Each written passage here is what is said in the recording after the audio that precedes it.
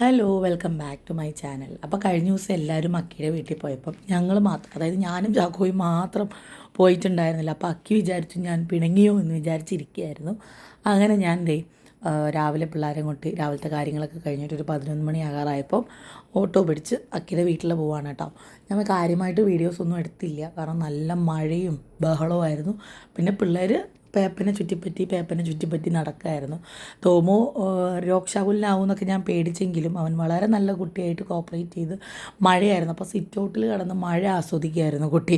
മുകളിലും അക്കിയുടെ വീട്ടിൽ ശരിക്കും നമുക്കൊരു റിസോർട്ട് വൈബാണ്. ഫ്രണ്ടിലിരുന്ന് നോക്കുമ്പോൾ ഹരിതാപവും പച്ചപ്പും ഒക്കെ ആയിട്ട് ഭംഗിയിലായിരിക്കാം.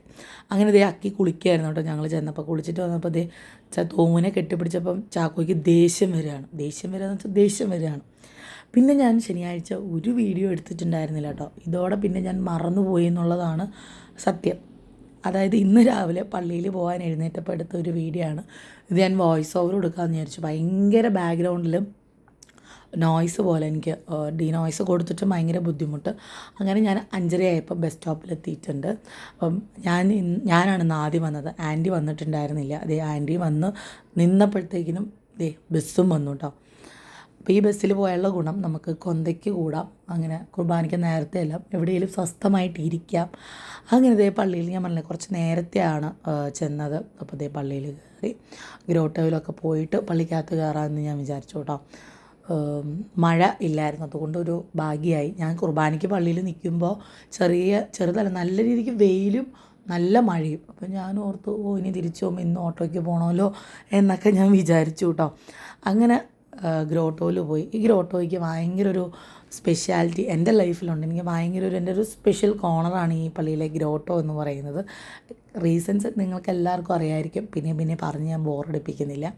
അപ്പോൾ കൂടുതലും പെണ്ണുങ്ങളാണ് രാവിലത്തെ കുർബാനയ്ക്ക് ആദ്യം ഉണ്ടാവുക. അങ്ങനെ വേഗം ഞാൻ കയറി പോവാണ് കേട്ടോ. ഞാൻ ഒരു സ്വസ്ഥമായ സ്ഥലം നോക്കിയിരിക്കും, കാരണം ബെഞ്ചിൽ ഇരിക്കാനൊരു അടിയാണ് എല്ലാവരും. അപ്പം എവിടെയാണോ ഒരു സേഫ്റ്റി ആയിട്ടുള്ള പ്ലേസ് ഉള്ളത് അവിടെ ഇരിക്കുക എന്നുള്ളതാണ് എൻ്റെ ഒരു ലക്ഷ്യം എന്നുള്ളത്. സ്വസ്ഥമായിട്ട് കുർബാന കാണാം. അതിൻ്റെ ഇടയ്ക്ക് ഒരു തിക്കും തിരക്ക് വേണ്ടല്ലോ. സൺഡേ അല്ലേ, പൊതുവെ നല്ല തിരക്ക് കാണും. അങ്ങനെ ഇരിക്കുമ്പോഴാണ് കൊച്ചച്ഛൻ പറയുന്നത് ഇന്ന് നോബി അച്ഛൻ്റെ 71ാം പിറന്നാളാണെന്ന്. അങ്ങനെ അച്ഛൻ കേക്ക് കട്ടിയും സിസ്റ്റർ ബൊക്കെ കൊടുക്കുകയും അല്ലാണ്ട് കൈക്കാരന്മാരുടെ വക കുറേ പൂക്കളൊക്കെ കൊടുക്കുകയൊക്കെ ചെയ്തു. പിന്നെ കുർബാന കഴിഞ്ഞിട്ട് പറഞ്ഞ പോലെ മിഠായി വിതരണവും ഒക്കെ ഉണ്ടായിരുന്നു കേട്ടോ. അപ്പോൾ നിങ്ങൾക്ക് കുറേ പേർക്ക് അച്ഛനെ അറിയാം. പുണ്യാളിൻ്റെ ലുക്കുള്ള അച്ഛൻ എന്നൊക്കെയാണ് കുറേ പേര് പറയുക. അങ്ങനെ അച്ഛൻ കേക്ക് കട്ട് ചെയ്ത് കുർബാന കണ്ടിന്യൂ ചെയ്തു കേട്ടോ. പിന്നെ നമ്മുടെ കൊച്ചിൻ്റെ അടുത്ത് പോകുക എന്നുള്ളത് ഒരു റൊട്ടീനാണ്. കൊച്ചിൻ്റെ അടുത്ത് പോയി അപ്പം കഴിഞ്ഞ ആഴ്ച വെച്ച പൂക്കളൊക്കെ എടുത്ത് മാറ്റി. അപ്പോൾ ഞാൻ തിരിച്ച് വന്നപ്പോൾ അച്ഛൻ കുറച്ച് പേരോടൊന്ന് ഫോട്ടോസ് എടുക്കുകയാണ്. അപ്പോൾ ഞാൻ ചോദിച്ചു, അച്ഛൻ ഞാനൊരു ഫോട്ടോ എടുത്തോട്ടെ ചോദിച്ചപ്പോൾ അച്ഛൻ പറഞ്ഞു അതിനെന്താ എടുത്തോ എന്ന് പറഞ്ഞു. ഇത് അച്ഛൻ എല്ലാവർക്കും കൊടുത്ത ചോക്ലേറ്റാണ് കേട്ടോ, അച്ഛൻ്റെ ഫോട്ടോ ഒക്കെ വെച്ചിട്ടുള്ളത്. അപ്പോൾ ഞാൻ അച്ഛനോട് ചോദിച്ചപ്പോൾ അച്ഛൻ പറഞ്ഞു ഫോട്ടോ എടുത്തോന്നുണ്ട്. അച്ഛൻ്റെ ചിരിക്കണൊരു ഫോട്ടോ നിങ്ങളുടെ നോബി അച്ഛൻ്റെ. പിന്നെ എൻ്റെ ആഗ്രഹം പോലെ ഞാൻ എടുത്ത എൻ്റെ ഒരു ഫോട്ടോ ആണ് കേട്ടോ. എനിക്ക് ഭയങ്കര ഒരു പേഴ്സണൽ ഫേവറേറ്റാണ്. ഇതാണ് മിഠായിയുടെ ഫോട്ടോ കേട്ടോ. അപ്പോൾ പള്ളിയിലൊക്കെ പോയിട്ട് ഫ്രഷായിട്ട് ഒന്ന് വന്നിട്ടുണ്ട്. ഡ്രസ്സൊക്കെ മാറി ഞാൻ വരുമ്പോൾ ബ്രേക്ക്ഫാസ്റ്റ് വാങ്ങിച്ചുകൊണ്ടാണ് വന്നത്. അപ്പോൾ ഇക്കയുടെ കടയിൽ പോയപ്പോൾ നമ്മുടെ പേപ്പനെയും കണ്ടുമുട്ടി. അപ്പോൾ പേപ്പനും ഞാനും ഒരു കാപ്പിയൊക്കെ കുടിച്ചിട്ട് ഞങ്ങൾ ഒരുമിച്ചൊരു ഓട്ടോയിൽ വന്ന് പേപ്പൻ വീട്ടിൽ പോയി.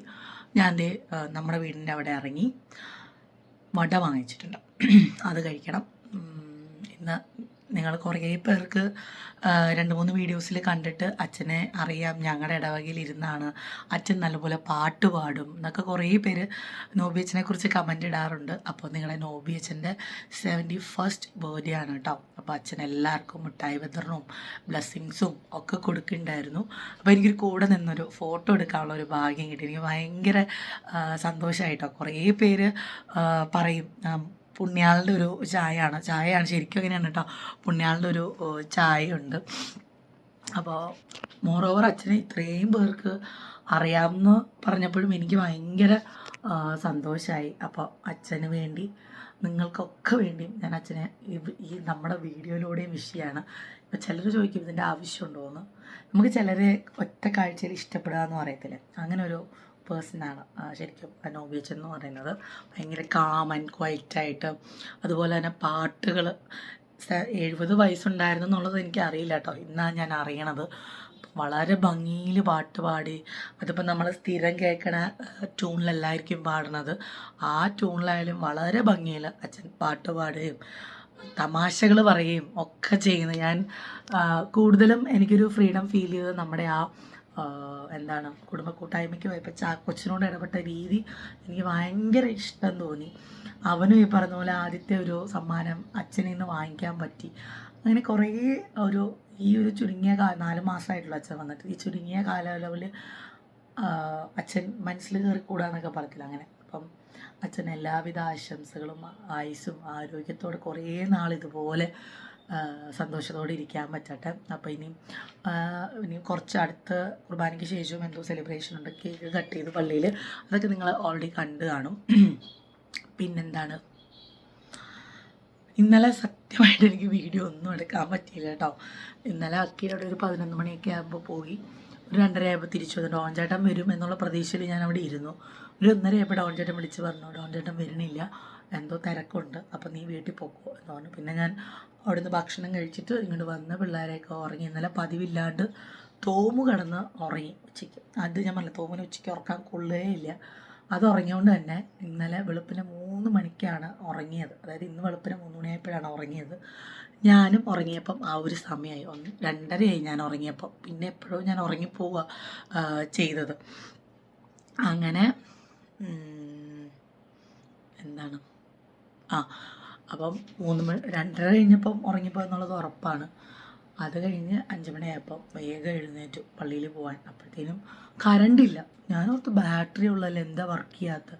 പിന്നെ നമ്മൾ ആ സമയത്ത് ടെൻഷൻ ഹൈപ്പർതായ പ്രശ്നമാവുമെന്ന് വിചാരിച്ചിട്ട് ഞാൻ വേഗം ടോർച്ചടിച്ച് ബാത്റൂമിലൊക്കെ പോയിട്ട് ബ്രഷ് ചെയ്ത് ഫ്രഷായി, ഒന്നും പൊട്ട് പോലും ഇട്ടില്ല എന്നുള്ളതായിരുന്നു. വേഗം മറ്റേ ആ സ്റ്റോക്ക് ക്രീം തേച്ചിട്ട് ഞാൻ പോയി. ഇന്ന് എൻ്റെ ഭാഗ്യത്തിന് അതൊരു കണക്കിന് കറണ്ടില്ലാഞ്ഞത് എന്തുകൊണ്ടും നന്നായി. ബസ് വളരെ നേരത്തെ വന്നു എന്നുള്ളതാണ്. 35-നും 40-നും ഇടയ്ക്ക് വരുന്ന ബസ് 5:31 ആയപ്പോൾ വന്നു. ഓ മൈ ഗോഡ്, ഞാൻ ഓർത്ത് ദൈവമേ, ഞാൻ 5:35-ന് പതിപോലെ വന്നിരുന്നെങ്കിൽ പെട്ടുപോയേനെ.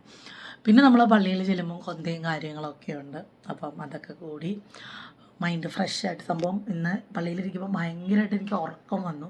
വേറെ ഒന്നും കൊണ്ടില്ല, 3 മണിക്കൂറല്ലേ ഉറങ്ങിയിട്ടുള്ളൂ. അതിൻ്റെ എല്ലാ ബുദ്ധിമുട്ടുകളും ഉണ്ടായിരുന്നു.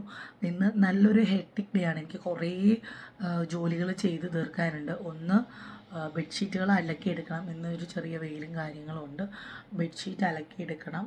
തോമിൻ്റെ യൂണിഫോം ഹാൻഡ് വാഷ് ചെയ്യണം. പിന്നെ അയൺ ചെയ്ത് വെക്കണം തോമുൻ്റെ യൂണിഫോമൊക്കെ. അങ്ങനെ കുറച്ച് കാര്യങ്ങളൊക്കെ ഉണ്ട്. സംഭവം നിങ്ങളിപ്പോൾ ചോദിക്കും ഈ വീഡിയോ ഇടേണ്ട ആവശ്യമുണ്ടോ എന്നുള്ളത്.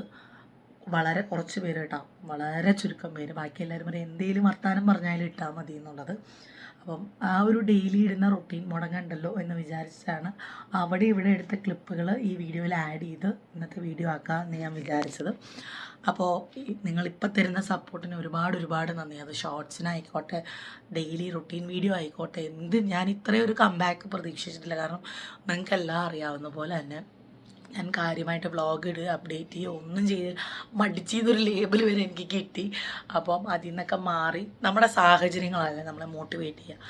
എന്നെ സത്യം പറഞ്ഞാൽ എൻ്റെ സാഹചര്യമാണ് മോട്ടിവേറ്റ് ചെയ്ത് നീ വീഡിയോ ഇടണം, നീ വീഡിയോ ഇട്ടില്ലെങ്കിൽ ഒരു കാര്യമില്ല, നിൻ്റെ കാര്യം നടക്കണമെങ്കിൽ നീ വീഡിയോ ഇടണം എന്നുള്ളൊരു തോട്ട് വന്നത്.